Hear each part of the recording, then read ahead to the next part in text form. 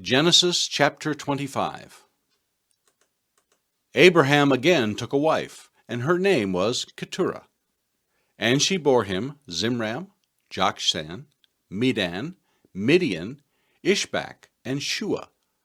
Jokshan begat Sheba and Dedan. And the sons of Dedan were Asherim, Letushim, and Lumim. And the sons of Midian were Ephah, Epher, Hanok, Abida, and Eldaah. All these were the children of Keturah.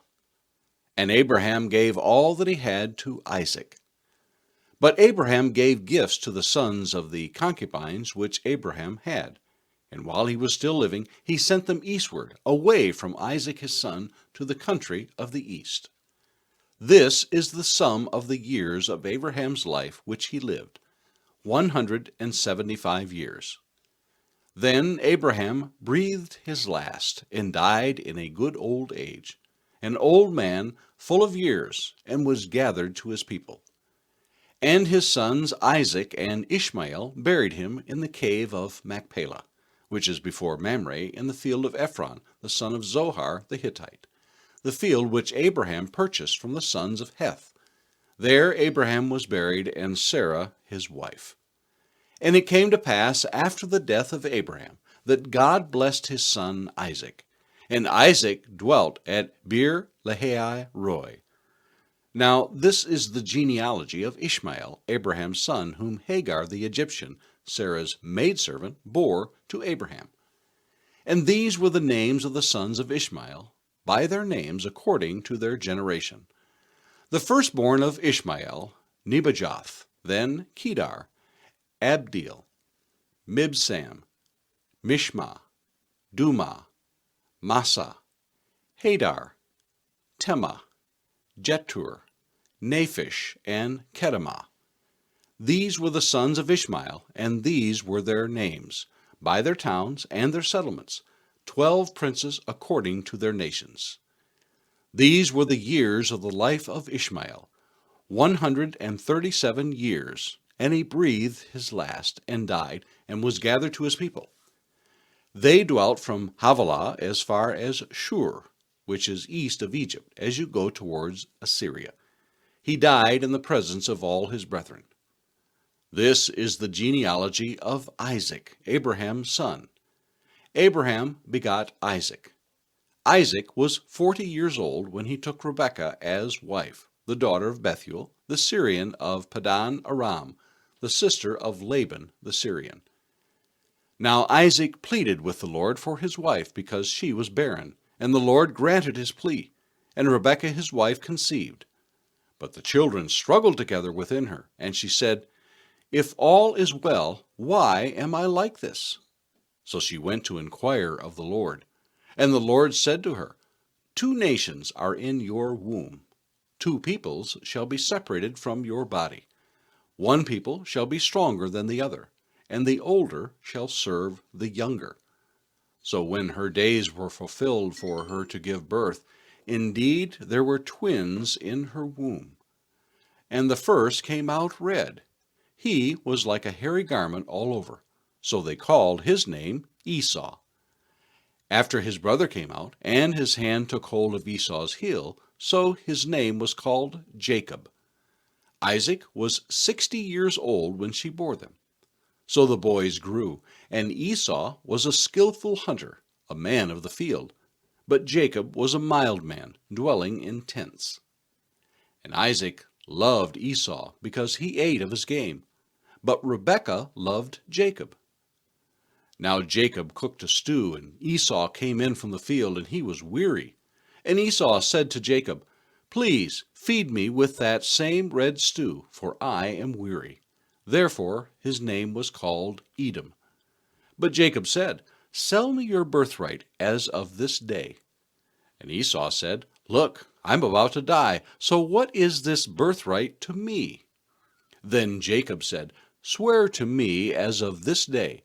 So he swore to him, and sold his birthright to Jacob. And Jacob gave Esau bread and stew of lentils. Then he ate and drank, arose, and went his way. Thus Esau despised his birthright. Genesis chapter 26. There was a famine in the land, besides the first famine that was in the days of Abraham. And Isaac went to Abimelech king of the Philistines in Gerar. Then the Lord appeared to him and said, Do not go down to Egypt. Live in the land of which I shall tell you. Dwell in this land, and I will be with you and bless you. For to you and your descendants I give all these lands, and I will perform the oath which I swore to Abraham your father. And I will make your descendants multiply as the stars of heaven. I will give to your descendants all these lands, and in your seed all the nations of the earth shall be blessed. Because Abraham obeyed my voice and kept my charge, my commandments, my statutes, and my laws. So Isaac dwelt in Gerar, and the men of the place asked about his wife, and he said, She is my sister. For he was afraid to say, She is my wife, because he thought, Lest the men of the place kill me for Rebekah, because she is beautiful to behold. Now it came to pass, when he had been there a long time, that Abimelech king of the Philistines looked through a window, and saw, and there was Isaac showing endearment to Rebekah his wife. Then Abimelech called Isaac and said, Quite obviously she is your wife. So how could you say she is my sister? Isaac said to him, Because I said, Lest I die on account of her. And Abimelech said, What is this you have done to us? One of the people might soon have lain with your wife, and you would have brought guilt on us. So Abimelech charged all his people, saying, He who touches this man or his wife shall surely be put to death. Then Isaac sowed in that land, and reaped in the same year 100-fold, and the Lord blessed him. The man began to prosper, and continued prospering until he became very prosperous. For he had possessions of flocks and possessions of herds, and a great number of servants. So the Philistines envied him. Now the Philistines had stopped up all the wells which his father's servants had dug in the days of Abraham his father, and they had filled them with earth. And Abimelech said to Isaac, Go away from us, for you are much mightier than we. Then Isaac departed from there, and pitched his tent in the valley of Gerar, and dwelt there. And Isaac dug again the wells of water which they had dug in the days of Abraham his father, for the Philistines had stopped them up after the death of Abraham. He called them by names which his father had called them. Also Isaac's servants dug in the valley, and found a well of running water there. But the herdsmen of Gerar quarreled with Isaac's herdsmen, saying, The water is ours. So he called the name of the well Esek, because they quarreled with him. Then they dug another well, and they quarreled over that one also. So he called its name Sitnah. And he moved from there and dug another well, and they did not quarrel over it. So he called its name Rehoboth, because he said, For now the Lord has made room for us, and we shall be fruitful in the land. Then he went up from there to Beersheba. And the Lord appeared to him the same night and said, I am the God of your father Abraham. Do not fear, for I am with you. I will bless you and multiply your descendants for my servant Abraham's sake. So he built an altar there and called on the name of the Lord, and he pitched his tent there, and there Isaac's servants dug a well. Then Abimelech came to him from Gerar with Ahuzzath, one of his friends, and Phicol, the commander of his army. And Isaac said to him, Why have you come to me, since you hate me, and have sent me away from you? But they said, We have certainly seen that the Lord is with you. So we said, Let there now be an oath between us, between you and us, and let us make a covenant with you, that you will do us no harm, since we have not touched you, since we have done nothing to you but good, and have sent you away in peace. You are now blessed of the Lord. So he made them a feast, and they ate and drank. Then they arose early in the morning and swore an oath with one another. And Isaac sent them away, and they departed from him in peace. And it came to pass the same day that Isaac's servants came and told him about the well which they had dug, and said to him, We have found water. So he called it Sheba, Therefore the name of the city is Beersheba to this day. When Esau was 40 years old, he took his wives Judith, the daughter of Beeri, the Hittite, and Basemath, the daughter of Elon the Hittite. And they were a grief of mind to Isaac and Rebekah. The Gospel of Matthew, chapter 13. On the same day Jesus went out of the house and sat by the sea, and great multitudes were gathered together to him, so that he got into a boat and sat, and the whole multitude stood on the shore. Then he spoke many things to them in parables, saying, Behold, a sower went out to sow, and as he sowed, some seed fell by the wayside, and the birds came and devoured them. Some fell on stony places, where they did not have much earth, and they immediately sprang up because they had no depth of earth. But when the sun was up, they were scorched, and because they had no root, they withered away. And some fell among thorns, and the thorns sprang up and choked them. But others fell on good ground, and yielded a crop, some 100-fold, some 60, some 30. He who has ears to hear, let him hear. And the disciples came and said to him, Why do you speak to them in parables? He answered and said to them, Because it has been given to you to know the mysteries of the kingdom of heaven, but to them it has not been given. For whoever has, to him more will be given, and he will have abundance. But whoever does not have, even what he has will be taken away from him. Therefore I speak to them in parables, because seeing they do not see, and hearing they do not hear, nor do they understand. And in them the prophecy of Isaiah is fulfilled, which says, Hearing you will hear, and shall not understand, and seeing you will see, and not perceive. For the hearts of this people have grown dull. Their ears are hard of hearing, and their eyes they have closed, lest they should see with their eyes and hear with their ears, lest they should understand with their hearts and turn, so that I should heal them. But blessed are your eyes, for they see, and your ears, for they hear. For assuredly I say to you that many prophets and righteous men desired to see what you see, and did not see it, and to hear what you hear, and did not hear it. Therefore hear the parable of the sower.